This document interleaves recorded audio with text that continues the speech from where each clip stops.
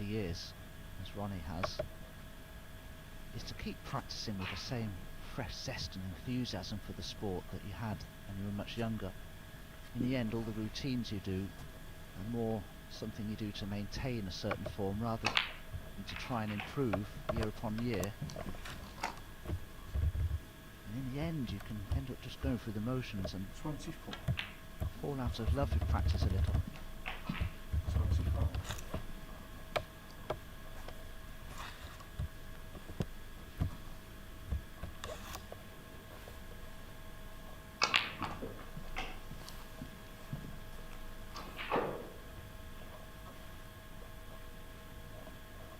32.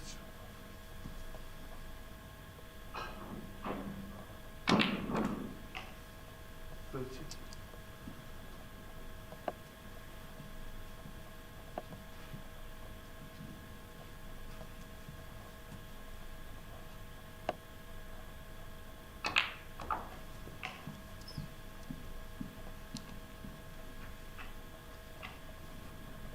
Well, certainly 30. looking very ominous now.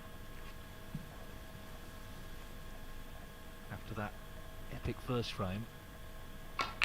Barely seen Selby since then, since he potted that pink. 39. Yeah, that's absolutely true, Dave. Now, I'd be thinking of going into the pack of reds with that red near the right centre, but Ronnie won't here because he's too straight on the blue. I don't think he intended to go into the pack of reds, but it's always handy when you know you're guaranteed 44. to have a saviour. In this case, the red near the right centre for Ronnie. 45.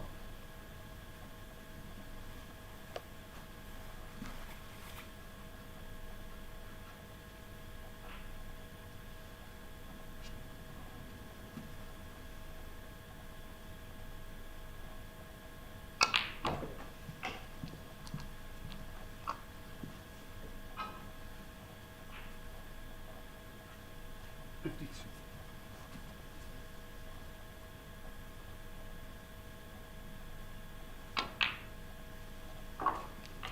50.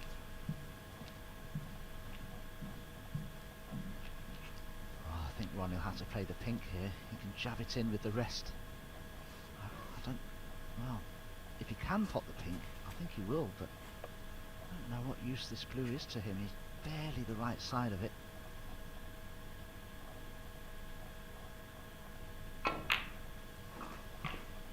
Well, does the red pass the pink? It must do.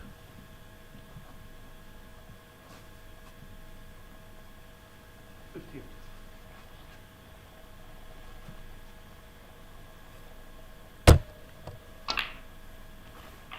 59. Oh, too straight on the black, so he can't go into the pack of reds. He'll have to play for a difficult one to right centre or right corner. The leftmost red would also pot into the yellow pocket. And it's basically going to be match ball.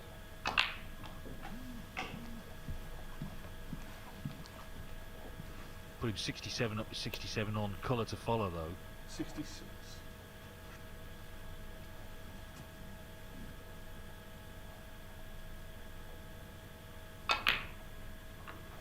And in it goes. And he's nicely on the black, so this is for victory. And what a victory! It could be with 3 centuries. 70. Mark Selby won a very lengthy opening frame. Ronnie O'Sullivan just brushed that off. He's come here, I think, in a very determined mood to get his head down, play good match snooker, get himself sharp, and it's worked. Because he may well make his 6th century of today alone. And we're going to see him for sure tomorrow in the playoffs. 82. Yes, when I watch Ronnie like this, I'm just reminded of a conversation I had some years ago with John Virgo, where he was just suggesting that how lovely it would be to be able to play with the freedom that Ronnie has in his game. 90. I think a lot of people watching would agree with that, Dom. But it's great to watch, and I know a lot of O'Sullivan fans out there will be eagerly tuning in tomorrow to see if he can win this group, put himself into the final winners group. It looks like 98. 3 successive centuries. Talk about winning in style. 19. and still no one does it as stylishly as this man. There it is then, the third century in a row to clinch victory. And Mark Selby won what looked like it could be quite a psychologically significant opening frame, but since then he's been basically a spectator. A front row seat at an exhibition of break building from Ronnie O'Sullivan. 150.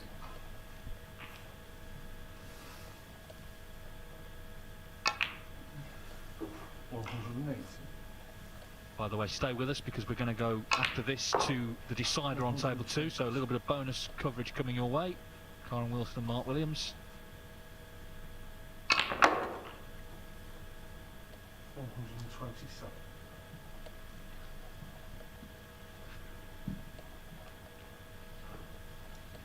$125, $124, 133. and to finish 140. A total clearance from Ronnie O'Sullivan. What a brilliant display of break building that was. There's still no one quite like him, and he wins his 4th match of the day with his 6th century of the day, and for sure he will be in the playoffs tomorrow. He's beaten Mark Selby 3-1. And of course that means Selby has now got it all to do because he has yet to win a match. That's played 3, lost 3. O'Sullivan top overnight on 4 points. Ali Carter 3. Mark Williams still playing. Going to go to that in a moment. And you can see obviously Hawkins and Selby are the 2 players who are struggling at the moment. They're yet to win a match. They actually play each other first on tomorrow, so that really is a big match. So we'll have that for you at 12:30 tomorrow. But we're not done yet because table 2 is heading into a decider. It's Kyren Wilson and Mark Williams, so that table can still change. Williams can get to 3 points, Kyren can get to 2. It's 2-2 and they're just starting the decider. Here we go, these are live pictures. Mark Williams to break. Mark Williams to break. And he's playing this ultra cautious break off. You're not going to leave a red playing it that way. Some players, when they break off, don't seem to have any problem at all in getting the cue in behind green or yellow on the baulk cushion, and thereby avoiding leaving their opponent a long red to go at. But Mark does seem to struggle with doing that, so thereby he's decided to completely alter his break-off shot to this one and begin the frame with a tactical exchange.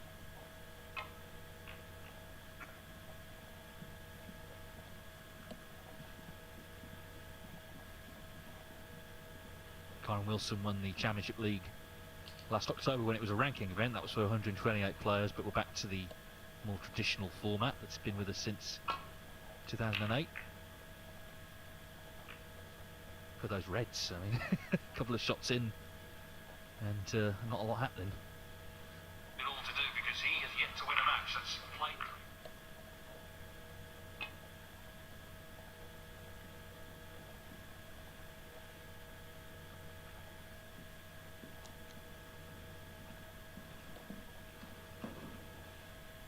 Kyren could play the cue in behind the green here with backspin, so thereby he could play the shot with more pace and just nudge a few out from the pack. He didn't take that opportunity. So Mark Williams, if he wishes, can do the same thing, just bring a couple of reds into play.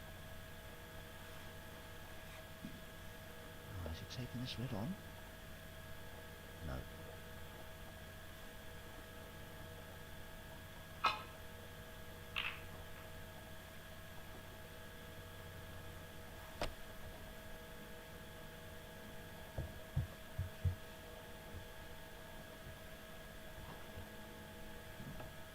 Choice of a couple of reds for Kyren. They must look very tempting, but neither of them are without risk.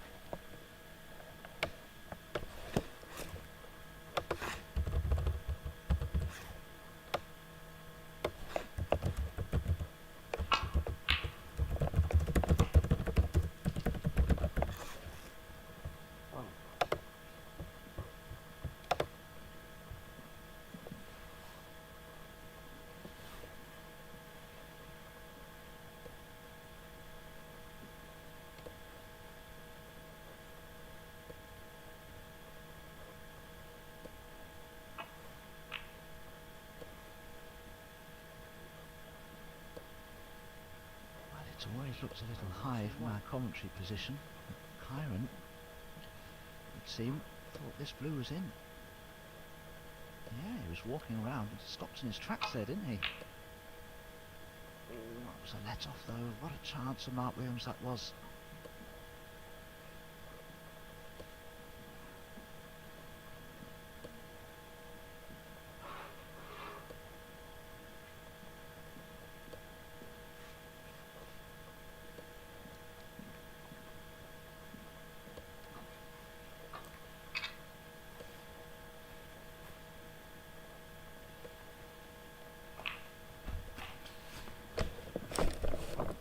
As I say, Kyren Wilson came in Group 2. This is Group 5 now. He's made 14 centuries in the Championship League. Made 5 in the last group, 1 today. So, you know, he scored well. 44 for the season now.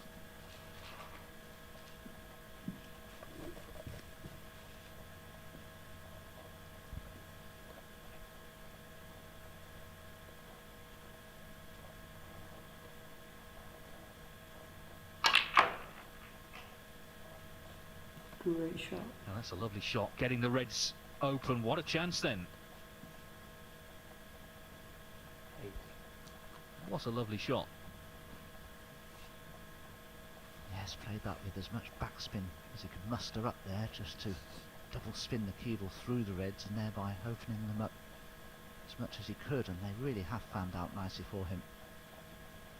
He'll probably look to play for the blue here. If he rolls the red in, he'll cannon the pink if he plays it plain ball. He can't play for the black here. Just having the white clean by referee Paul Collier. Paul and Rob have done sterling work today. They're a man down actually, so every credit to them, although you've been on Ronnie's matches, just they haven't taken long.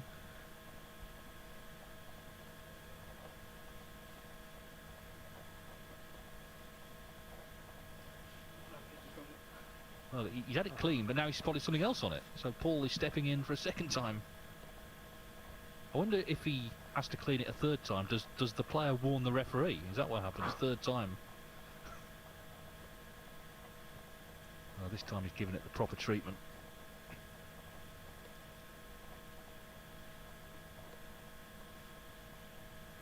Good job not playing cricket out there. I don't think you could do that as a fast bowler.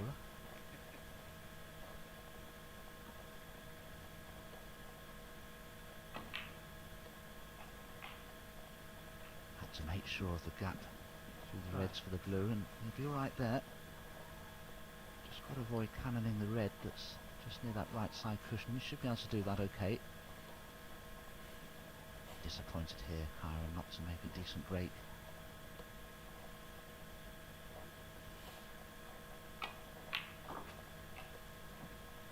Well, like I say, he's made plenty already in this event. Kyren Wilson, such a disciplined player, person in general. I think he's always prepares well, always comes here with the right attitude. He's been unlucky really last night, you could argue, against Judd Trump. He made 2 centuries to lead 2-0 in their semi-final. He was 52-0 up in the next. He was left with a difficult red to the yellow pocket, which he missed. Had it gone in, I'm sure he would have won 3-0. And inevitably, Judd Trump, the great competitor, great champion he is, turned it round and won 3-2 and went on to win the group. Thank you.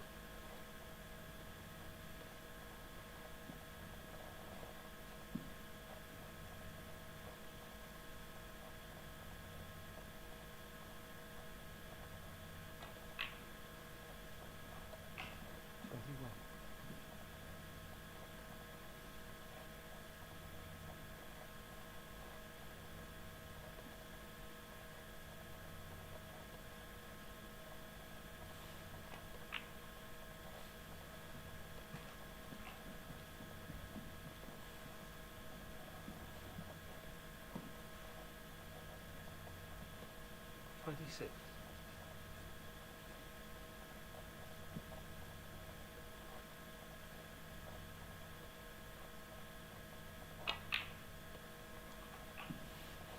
So now Kyren running amongst the balls, got perfect position on the black. Looking very good. I must say, I like the back of his waistcoat. It's like a vivid sort of cerise, isn't it? Although saying that, Kyren's mother, Sonia, is quite the seamstress. I'm sure she does quite a lot of work on Kyren's waistcoat. She used to do a lot of work on some of the players at the Southwest Snooker Academy a long time ago. Lengthening waistcoats at the back.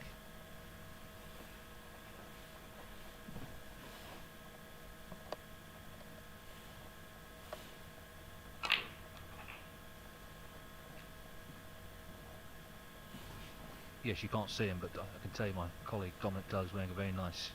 Is that a velvet jacket, Dominic? Yeah. Good to see someone maintaining standards. Even though I can't be seen.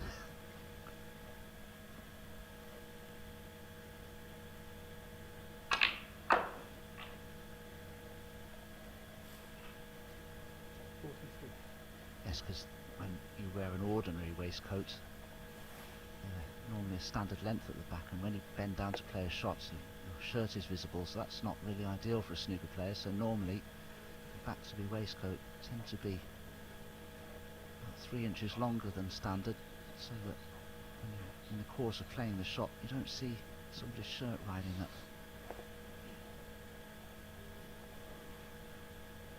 Played, I'm sure, for the blue here. He's finished a little high. He's taken the green instead.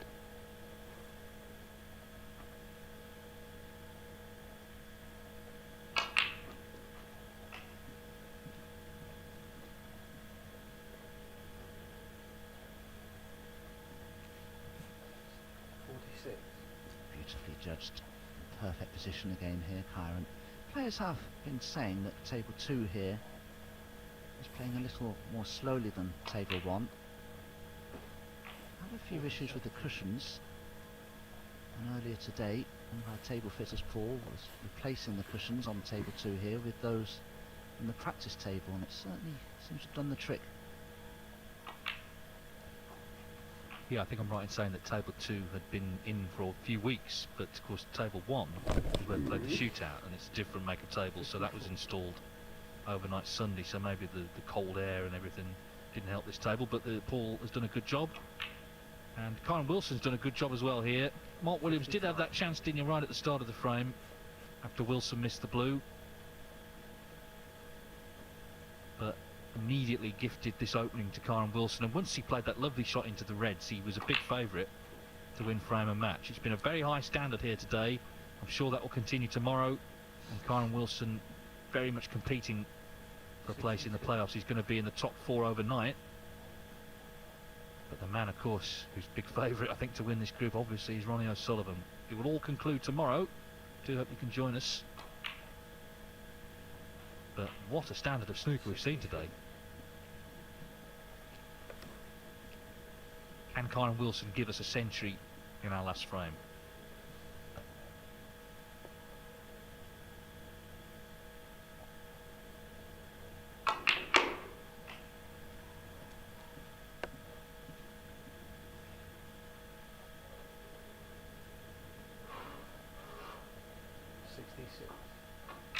Well, he's got the rest out. He's good with the rest. So let's see if he can knock this in. Of course he can. 67. Yeah, we've had 13 centuries today. I mean, it's a lot, isn't it, in one day?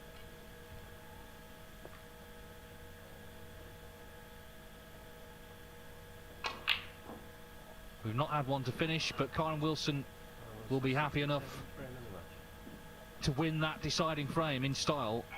So Kyren Wilson wins the last match of the day to beat Mark Williams 3-2, and he puts himself, for now, into the top 4 overnight in what is a very high quality Group 5 here at the Bet Victor Championship League. There it is, there the overnight standings. ROnnie O'Sullivan, of course, top 4 wins out of 4. We'll see him in the playoffs tomorrow. Of course, he's still got 2 matches to play. Ali Carter 3 points, looking good as well. Mark Williams and Kyren Wilson 2 apiece. Joe Perry 1.